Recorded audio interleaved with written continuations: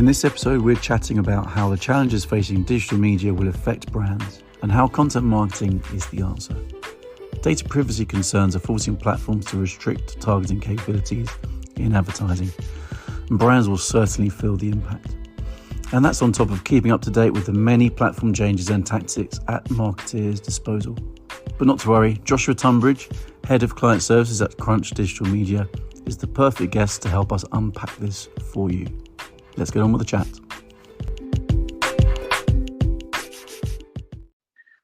Hi Josh, how you doing?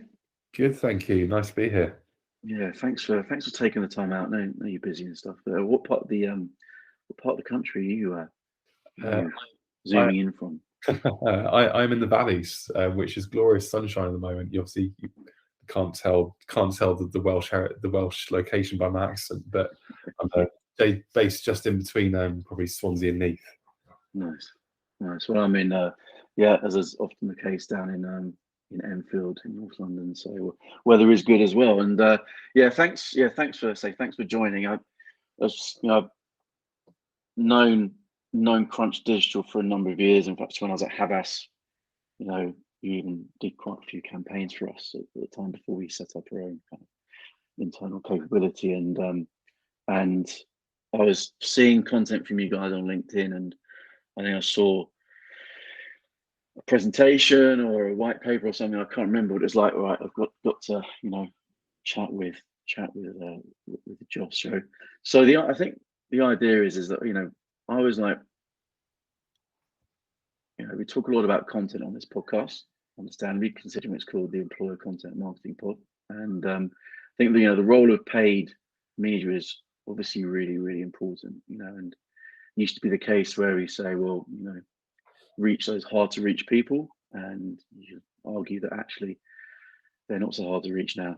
Really it's about, because of that capability to reach people, it's about the targeting and it's about the content that's a really important thing. So let's just start off with a bit of a intro about yourself and tell us your name and what you do. Sure. So my name's Josh. I'm Director of Client Services over at Crunch. So I oversee a lot of the strategical thinking that comes out of the business, whether that can be paid media or looking at overarching marketing and business strategy, working with clients. So I've been with the agency 3.5 years. I think it was actually probably more like 3 years. It was my three year actually coming up quite soon, so I have to remind them. Congrats. But my background before was e-com as well, so I had a really, really nice kind of CRM real focus there. Working with an extreme sports brand down in Bristol, and before that marketing masters as well. So kind of, and before that, shop boy. So from the steady heights of selling Jaeger bombs to running kind of large digital marketing campaigns with clients is kind of where I've got to. So it's a nice place to be. Well, you kind of that's a sales apprenticeship, that is, isn't it? Really, it's it's a properly at the coalface, approach. It's good to earn your stripes that way, I think. Definitely. Gone are the days of the hen parties and more the more corporate conversations. Yeah, absolutely. Still trying to find how the two can cross over in that kind of Venn diagram style. There's got to be an opportunity out there at some point. It's got to be. I don't want to think about it now. Yeah. So let's I think. Obviously, you and the business are involved in this day in, day out, and you talk about this a lot. So it's it's really good to get you involved in this. I think at the moment, in terms of the diversity of platforms and the targeting capabilities, kind of what does the landscape look like at the moment from a paid media perspective? The landscape's actually quite challenging. We're seeing a lot of platforms, such as the likes of Facebook and LinkedIn, really clamp down on kind of the visibility and the availability of targeting, as well as the availability of media types. So, where, especially within the recruitment marketplace, where we'd have relied very heavily on the Facebook platform, the LinkedIn platform, it's now getting harder to engage with users and kind of run advertising through there. Facebook has now changed their advertising policies where you've got to declare any adverts as recruitment, and once you do that, once you place that category on it, it automatically winds back a huge amount of targeting touch points that we had previously relied on.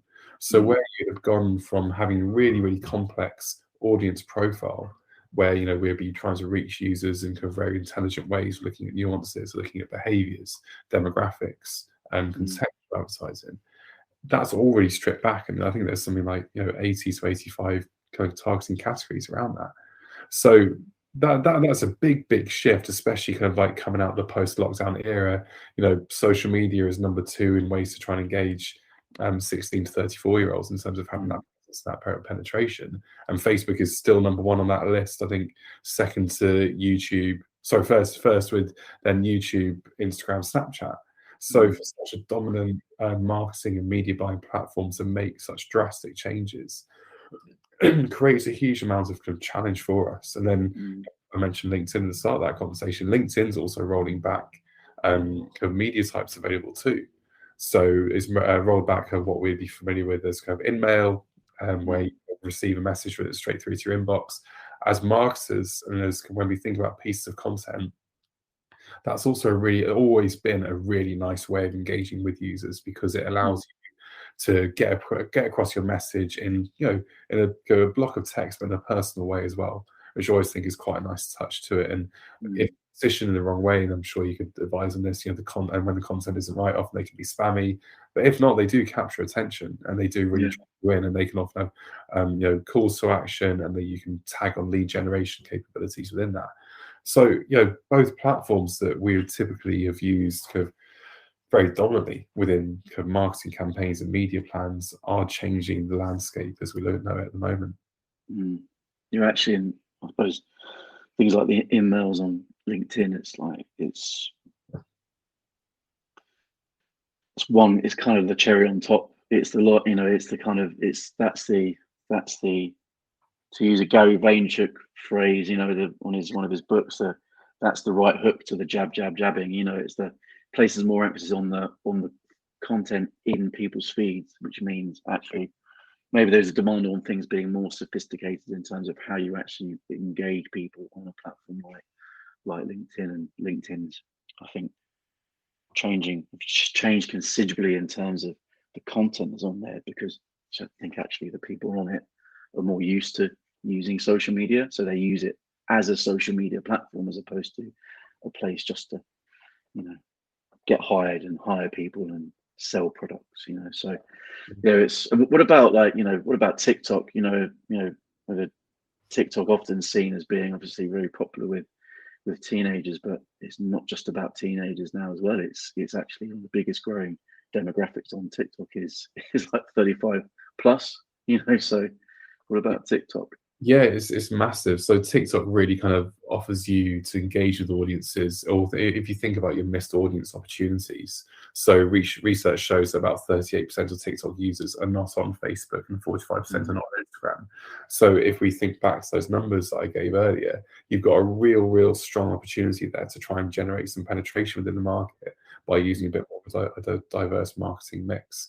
I think the challenge that you have with TikTok is that, again, it's very visual, which isn't so much of a challenge, but when you think of a marketing and a media and a content mix and kind of all of those blended together, in my opinion, I see a lot of engagement happening within the platform itself rather than leading to that final conversion point.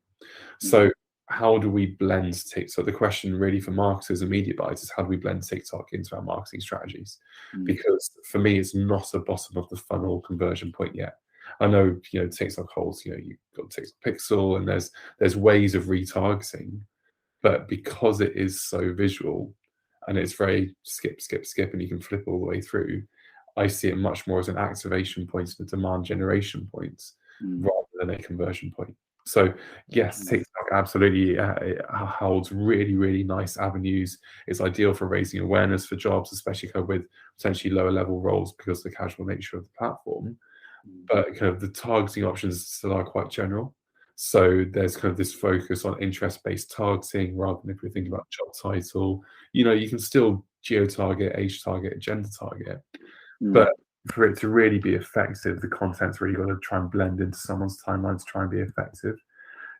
What we're finding more and more is where TikTok first began as this, I think, a place where you'd go there for viral trends, right? You'd kind of see kind of like these lip syncing, dancing battles, all the rest of it. People are not there for information. Yeah, absolutely. Yeah, learn, learn on TikTok. Learn by TikTok. That has the hashtag. It's got billions of views. And, Like, you know, absolutely. and you can learn about anything. Like you can Yeah. learn. But I get hit with digital advertising practices and digital media and all the rest of it. And top 3 tricks, top 3 plugins to have on your Chrome if you're a Yeah. you know, all the way down to, you know, gaming, gaming information walkthroughs. How to, you know, if you look at Elden Ring that's taken the gaming world by storm, you've got, you know, X amount of tutorials and how to do this, how to do that, and then back across to how to effectively use Excel. There's the hashtag Excel talk. You know, Brilliant, love it. It's so good. People are showing others how to get the best use out of Excel, which is fascinating. So, you know, users aren't just using TikTok anymore for that kind of high point engagement. They're looking for trusted information. Yeah. So how do you natively engage in it within that feed is a real, I think, you know, question point for content marketers, because the media buying is only as good as the content that you compare with it. Absolutely. I think it's like, you know, TikTok focusing on kind of within platform rather than pinging people out somewhere externally is, you know, is a similar thing there to what Instagram did, to what, you know, Snapchat did. Targeting capability starting off quite broad, then becoming more granular. That kind of is a natural thing. But I think it's a good thing, isn't it? Because clearly TikTok want to make sure they are keeping their users happy, you know, and if they're just being asked to ping somewhere else all the time, then that's too distracting. And I think it just means that the long game needs to be played, doesn't it? Which there can be this thing about, well, a business goes, we need to hire these people ASAP, or we need to shift this product ASAP. But if you're doing marketing in the right way, you've got to have long game as well as short game. And if you try and do long game on TikTok, unless it's very connected to one of the multiple bits of content we've just talked about, then it's not worth doing. In my opinion, short game is short-term thinking. It just doesn't work. You find a lot of marketers, because digital media gives you the benefit of being reactive, it is overplayed and it is overused. Continually chopping and changing your campaigns, the platforms do not like it. That's what the algorithms are built into the platforms to try and achieve. So why are you considering? Yes, to tweak it. That's not to say that you shouldn't be optimizing, but if you are continually stopping and starting and stopping and starting and stopping and starting, that never lets the platform get into its flow either. And that's very short-term thinking. You've got to think about the bigger picture, you know. And you know, when we think about the bigger picture, we know that we are coming into, you know, challenging tracking times. We know that iOS 14 has kind of been and gone. iOS 15, we know that Google is putting changes into place as well. Kind of like beginning of next year, where we're shifting away from traditional Google Analytics into GA4. So we know that a huge headwind is coming down the path as well in terms of, you know, conversion tracking. So media platforms' abilities to offer us as marketers diverse media types. So a range of different ways of placing content that we can engage with our users and with our audiences is really, really vital for them to stay relevant, for us to carry on spending money through those platforms. Otherwise, because the nature of the industry, where you have to be so agile and you have to stay on top of digital trends, we'll just completely we'll move away from it. So it's as much as the platforms being innovative with their thinking and us being innovative with their innovation as anything else. And it's that blend between the two. And you've got to have that bigger picture thinking. You can't just rely on kind of these small micro campaigns here, there, here, there, here, there. It's got to feed into the bigger picture. You know, your brand strategy, how you position your recruitment in. When you're looking at the apprentice market, when you're looking at those students coming out of university, when you're looking at those more higher tech, higher level roles, how does that all feed in together? Have you got benchmark? Have you got that kind of that sounding board, that continuity between your content and your marketing and your messaging, and all that ties into the media buying as well? Yeah. And it's like, you know, it's long gone are the days, or it still happens, but long gone are the days where, you know, you could get away with just running a few ads rather than content, because I think they're very different things. There's a place for that, absolutely, but to run the same ads and just keep it running for for weeks and weeks and weeks is just like is absolutely pointless. And to mix up that content, as I said, kind of at the start, is like audiences actually are, albeit there are now restrictions. Audiences have certainly easier to reach than they were 10 years ago. And that so actually, if you've got that capability to reach people, there's a responsibility of you as a brand to actually reach those people with the right content, for sure. You've absolutely got to think of it as kind of frequency versus fatigue. And I'll credit Dr. Robert Angel, who was my stats lecturer back at Cardiff University. So shout out to Robert if you ever listen to this. I'll send you the link. Nice, go on, yeah. He described this balance as kind of like a bell-shaped curve of fatigue versus frequency. And you're kind of like, in his opinion, and he runs Market Insights agency that look at market research. In his opinion, the optimal frequency for this sits between an 8 to 10. So your ad retention will kind of slowly scale up. And if you imagine this bell-shaped curve, and like reach that peak to 8 to 10, and it'll drop back off again. And that's where your content feeds into it. You talk about micro campaigns. Well, if your micro campaign you're going to run for 2 weeks, it will reach 30% of your audience once. How are you expecting to make any penetration or have any viability within the market and actually engage with your users or engage with your audiences? It just won't happen. And vice versa, if you're running these mega campaigns and you're not switching your content up, your audience will get fatigued and bored. So you've got to find that sweet spot in the middle. And it's not good enough.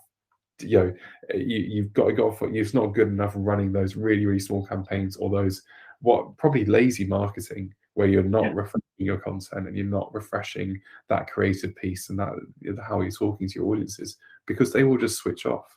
It's as simple as that. Yeah, totally. It's like and so going back to what you're saying about platforms, because of Facebook, there's a reason why they're doing it, restricting the amount of targeting criteria because of the massive issues, reputation issues they've been facing over the years, and particularly obviously with like Cambridge Analytica, etc. There's a saving face thing where they've perhaps gone, actually, in the long term, in the short term, there might be an effect on ad revenue that we're generating, and share price, but ultimately long term, we've got to be making these restrictions. So, that in itself is a whole separate conversation. So I'll stop on that bit, but. For me, then there's that thing about, and we chatted about it in, had our green room chat before we started recording, is about the importance of building that first party data so that then you can reach the people you want to reach by retargeting on the platforms, but also lead generation through things like, subscriptions, etc. Absolutely. It's really about being intelligent with our data and the available data points that we have. The way that the industry is shifting as a whole is we're seeing a twofold effect. So we're seeing, first of all, the creation of these walled gardens within the media platforms. And by walled gardens, I mean Facebook allows you the opportunity to re-engage based off engagement within the platform. You can re-engage someone based off 75%, based off 75% of that audience watching your video. You can re-engage someone based off saving that piece of content on their Facebook page. You can re-engage someone based off engaging with your lead generation form if you're trying to if that's your objective and you're trying to drive applications. Perfect way to do it. So they're really setting the benchmark there for re-engagement within that walled garden. No longer do users need to, or do you as a marketer need to rely on your website doing the heavy lifting. You can create a really, really effective, engaging user journey and user experience within the platforms themselves, because they have the ability not only to activate your audience, to talk to your audience and have that first point of contact with them, but also drive consideration, drive your USPs home. I'll focus on Facebook and use their varying media types. So where you've got that Facebook video activating your audience, and then you've got an instant experience, which in itself you as a user you tap into the ads and you kind of see this kind of like almost customized landing page within. Yeah, it's awesome. Yeah. Your website is no longer the be all and end all, because you can create these experiences via Facebook, and then you can re-engage based off that instant experience with a lead generation form. And then very quickly, you've got a really nice kind of connected journey where you're activating audiences, educating audiences, and then converting audiences. And then all your work is done within the platform itself.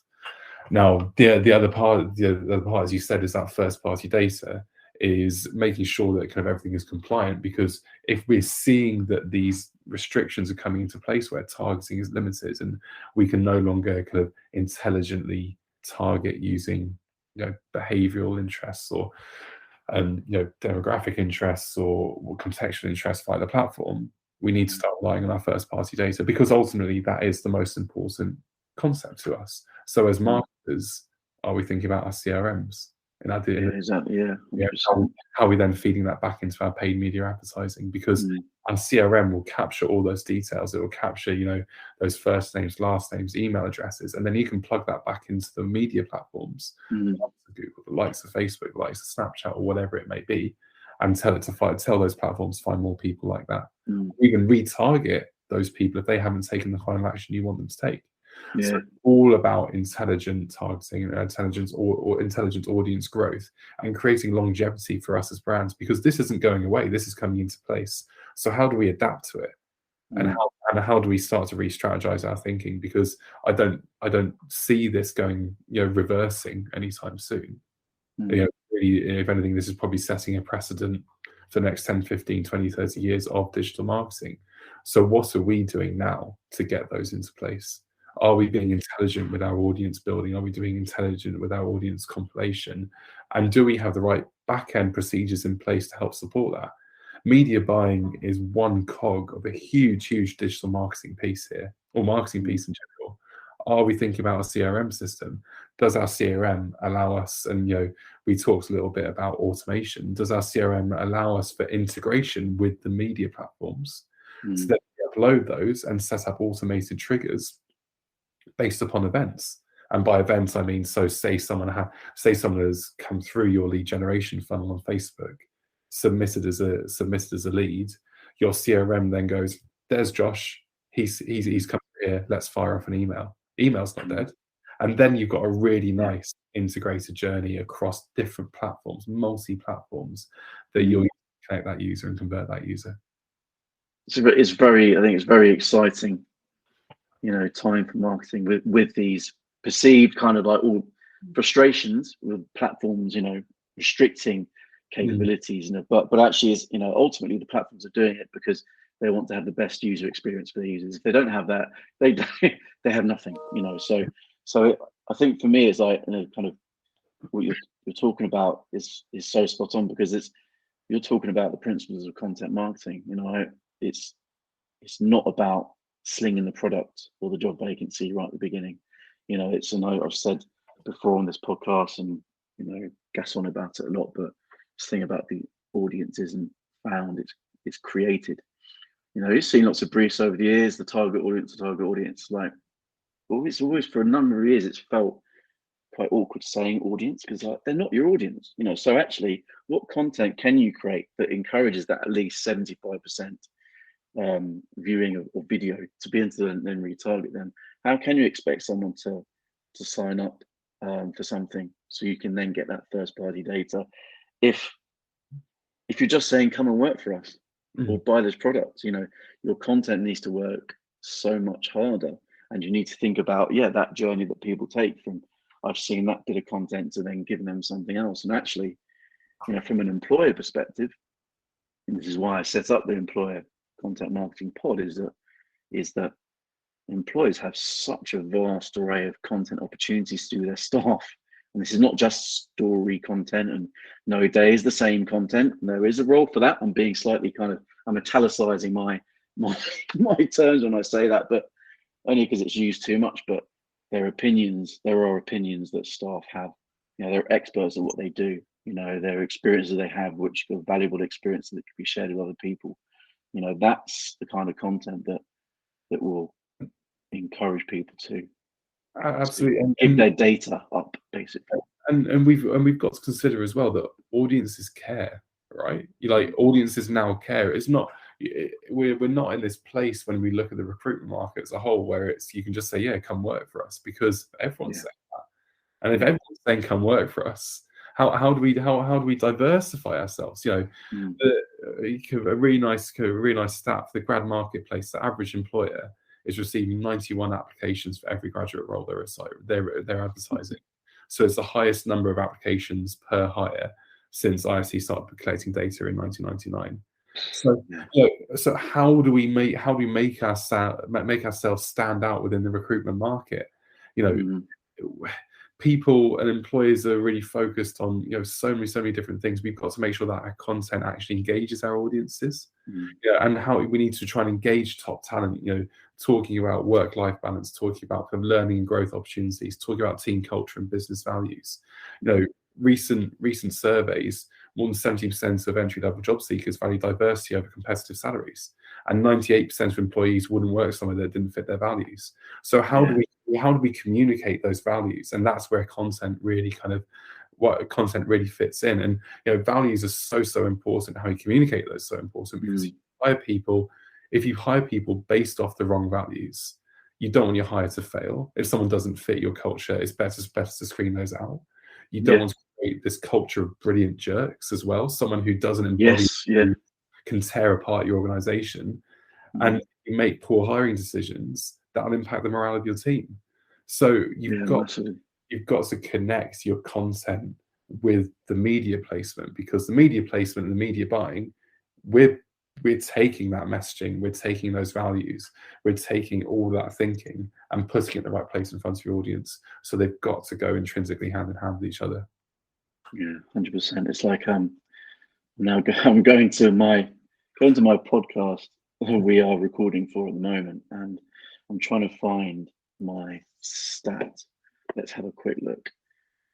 Here we go. So there was a stat so I used it when I launched the podcast as kind of the reason why I wanted to set up this podcast. And it's like, there's a massive issue. The data is I think it's 2017, so it's a few years old, but it's Gallup's State of the Global Workforce report. And they said that 85% of employees aren't engaged or are actively disengaged at work. And so, I know we only talk, you could say, we only talk about media, but there's a responsibility there to make sure, as you say, get the right people. There can be things like time to hire. Okay, that has been seen as a signifier of success. Time to hire is really important. Well, absolutely. But is that the most important thing? It's because otherwise it's just going to be, you're just pushing the pain down further down the line, and it is more expensive because you've got to rehire somebody, you've got to retrain somebody.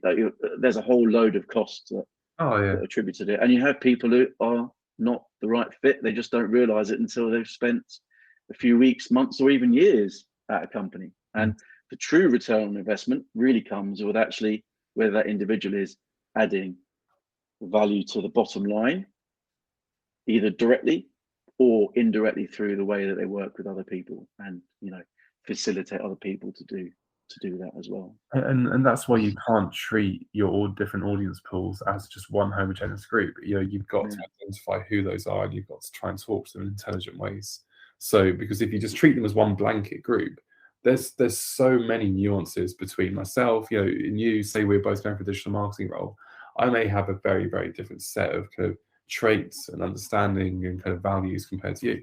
So how do we match those, and how do we communicate those? I think that's got to be the top of marketers' list when we're thinking about that. So how do we accurately profile as well? Because all of these feed into the media at the end result. The media really is. I know we came here to talk about media, but the marketing picture as a whole is so broad. Media is one part of that, and tends to be kind of like far at the end point. But you've got to start at the beginning, and you've got to think about the content first, the profiling for your audiences, and then we can give you the right media to get engaged with those profiles, and then we can convert them. So it's really about taking that funnel all the way across. Totally, it's that, and that empathy I think is really important. Where actually we'll talk about target audience, and it's often seen in demographic terms. again, I've seen that in briefs before. This is the demographic, and it's one of those psychographics as well. It's really important. If you could just put yourself in the shoes of the the person you're trying to get in front of, then it's it does change up your content for sure. And if you do that, you'll drive maximum impact as well. I know kind of marketing does come down to the bottom line quite a lot of the time. If you're able to accurately profile your audiences, then accurately meet those audiences with the right media placement and then convert them, then rather than treating your group as that one homogeneous group, you're suddenly becoming much more ROI focused. And if you think about if you funnel the traffic, the amount of traffic coming through to your website in a much more conversion focused way, because you've got the right content, you've got the right audiences, and you've got the right media, you're making better use of your marketing budget. And I don't see how you can lose out of that. Yeah, absolutely. So in terms of like the stuff you're doing for you and the business are doing for clients, when you look at campaigns that clients are running and you see stuff that they're doing that puts they are doing, it puts a massive smile on your face and the face of your colleagues. What kind of content are they putting out there, and what are you doing to make sure the right people see that content? Oh, that's a really, really good question. We pick up briefs from anything and everything, from HGV drivers to tech roles. So it's huge kind of ends of the spectrum. I think the content does make a big difference. If you're there as a media buyer, kind of sat there and kind of like you've had the brief and you've done your media plan, and you're trying to be quite innovative with your thinking, right? You've kind of gone, okay, right, let's look at the bigger picture. Facebook's giving me a challenge. LinkedIn's giving me a challenge. Can we use TikTok in this picture? Can we look at native Outlook ads? Can we look at audio mobile gaming to engage with commuters? Can we use Reddit to tap into those kind of micro communities where we know people sit as well? Could we look at audio targeting? There's so much variety there. Yeah. Content's not right. You kind of just groan because you're like, oh god, this is awful. It's kind of square pegs, round holes, isn't it? If you try and do that. Exactly. So we work across such a diverse range of kind of recruitment roles. You can't really put a finger on it, but I know we've done some really, really nice engaging campaigns via TikTok recently, where they just sit really nice and natively within the platform, that it kind of puts a smile on your face. The content's uplifting, but also it still has the messaging there. And we've seen the benefits of it. We've seen cost per acquisitions decrease, amounts of applications rise. So it's just a blend of the two. So we're doing some really, really nice work at the moment with a couple of different guys. Nice. Actually, when I saw something a couple of days ago where Now TV, Sky's on-demand platform, live and on-demand platform, someone shared something someone I know shared something on LinkedIn, which was here's a TikTok from Now, and it was basically, they said this costs thousands of pounds to create, and they got actors to pretend to be a dad with two sons saying this film, Fast and Furious, one of the 50 Fast and Furious films that are out there, this film's on like now, and the dad was going, really, wow, great, so when's it on? It was on now. And basically it was really cringy, so they got actors to do it. It cost lots of money, and literally if you found the right person who could do that on TikTok, it would have probably taken 10% of the time and been like 99% cheaper. Absolutely. You know what? So a really nice TikTok ad that I've seen, and this was kind of with HGV drivers, was a DHL driver driving along singing Bohemian Rhapsody at the top of his lungs. Yeah, nice. That's lovely. Yeah. It was just like so in the moment. Brilliant. It was just great. I just loved it, and it just kind of, it was really nice. Kind of like they tied it into kind of the job role available. Yeah. But it just felt so natural, and I think forcing people into that, and it just people are attuned to it. I think we spoke about our kids have worked out how to skip ads. My son, Yes. my son's 2, and he's worked out how to use the tracker pad on the laptop and go, no, I don't want to see that anymore. Before they can write, that's quite telling. They can do that before they can write. Well, before he can speak at the moment. Yeah, so. yeah, true. Yeah, absolutely. It's adverts have got to connect, and they've got to create resonance, and they've got to be in the right place at the right time. And we touched again a little bit about kind of media automation, didn't we, and kind of media intelligence, and kind of some really nice examples of that. And kind of when you look at programmatically, is kind of the British Airways ad with the child pointing at the plane with the flight. Oh yes, Piccadilly Circus. Yeah. Yeah, here we have plane XYZ from Barcelona. But then another really nice example is programmatically kind of using digital out of home to go when pollen counts are really high. I can't remember what the brand was, but kind of to then push hay fever advertising in those areas. So it was geo-targeted, specific to the pollen count, which now that is automated native advertising at its best, where you're engaging with users in a way that where you got the right timing and the right content. And I think that's fantastic. I remember doing Havas, the media team, had done a lot of work with Emirates Airlines and Emirates Airline, and in Waterloo on the big, massive digital display and screens that they've got. When the weather was bad, they run this ad that was basically telling the temperature in Dubai.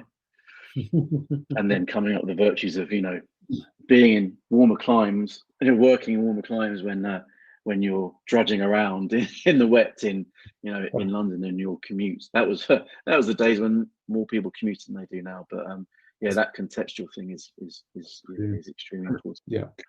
So I think it's really nice. It's a really pertinent point to thinking about engaging with people at the right time. If we know that we've got all these tracking challenges and kind of targeting challenges, how do we become more clever and more efficient with our media buying as a whole? So you spoke a little bit about kind of like the Emirates ads. We know that 13% of mobile gamers play whilst on the way to work. So are we building in kind of mobile gaming targeting into our activation strategies when we're trying to engage with audiences? It's essentially unpaused advertising. The user can't skip it. So you're getting that 100% reach into that audience and 100% penetration. So that's, again, it's just all it is just being clever and being innovative with our thinking. And thinking outside the box. If we know that these major platforms are giving us kind of head-scratching moments, now those aren't weaknesses; they're just reasons to take care. Yeah, and that's simple. Those platforms still have their strengths, and it really frustrates me when I go on media buying groups or look at the news and you can see death of Facebook passed over. Well, Facebook, this is an easy headline. That's clickbait if I've ever heard it. Yeah. Look at the metaverse and what they're trying to achieve there. Yeah. We're all living in Ready Player One within 15 years. It's not a weakness. It's a remember to take care. And how do you counterweight that? And you can counterweight that with innovative media buying and innovative thinking around it. Absolutely. And it's actually talking about the metaverse. I think I shared something on LinkedIn yesterday or the day before, which was one of the it's the cartoonist who does cartoons about marketing, and basically had someone with a headset on, but then you had these pop-up boxes which is like in front of that person, which is buy a product now, or sign up or subscribe. And I made the point, is like really it's a classic thing of taking a new platform and applying very old and outdated techniques to it, and actually the product is the last thing you should be thinking about when you go onto something in like the metaverse. And actually the same applies for any platform you're on, is that actually you need to be, yes, of course you need to be thinking about what you're selling, what you're offering. But if you're going to do something on Twitch, for example, or reaching someone on any mobile gaming platform, you've got to go, right, so is just a well put together headline that is connected with gaming going to make sure that it's going to encourage people to then apply for a job with a bank that needs tech talent. It's no, not really. They might, but it really makes you think about, okay, well, what's the field I'm playing in right now, and how can I play in it in the most relevant way? And that's when media buyers will come into their own, because they'll have that really broad understanding. And a really nice example at the moment is, I don't know if you come across the Ozone Project, where kind of if you took traditional media buying back in the, I guess, like 80s, 90s, before I was born, an age caveat there, but where you do a lot of traditional media buying, though the likes of the Times, the Guardian, FT have grouped together going, no, we want to take that space back. We want to own that space. No longer are we letting kind of DSPs place ads on our behalf. We are controlling that space now. Now, what that means is that those guys have unparalleled access to one of the highest first-party data networks in the country. Right? Yeah. Because it's not just premium publishers that they own. You've got the local regional publishers as well, and a number of other kind of networks. So if we're thinking about placements and how to talk to our audiences, these guys over here are being really, really intelligent with it, because they're owning that space. It's premium. That with They've got to, otherwise they won't survive. Yeah, and that it's in a safe space as well, where historically, I know programmatic buying causes a lot of headaches with placements, next explicit content, and the rest of it. You've got to be so careful. So it's essentially premium whitelisting in the Guardian and the Times. Yeah. And what allow you to do as a client is to use all those different data points they have, where say you're trying to talk to the early careers audience that's also interested in tech. They can piece all those dots together because they own the intellectual property. They own all that digital property around it. So why not? Yeah. As I worked at way of doing it. I worked at Time Inc., as it was called at the time, now Future. But they're massive media titles like NME and Marie Claire and Horse and Hound, all sorts. And there was very much that emphasis on that kind of premium network and selling that premium network. Their subscribers, the eyeballs of their audiences, it was packages being premium, and nothing else will be there apart from your brand. So it's that goes down to the thing about really then thinking about the arena you're in and making sure that content is right. Because if you've got that premium network, you go, right, well, what can we really do to make sure we are earning their attention? We could chat for much longer. I really enjoyed it, but thanks very much for your time. Absolutely. And maybe we get another episode and we could talk about all sorts of things like definitely. Programmatic and the role of humans in ad buying and ad optimization. My goodness. But for the point of this episode, let's leave it for now. But thanks very much. Have a good rest of the day, and enjoy the sunny Wales. Yeah, Costa del Wales at the moment. So lovely. I hope it holds up. Thanks, Josh. Take care. My pleasure. Thanks so much.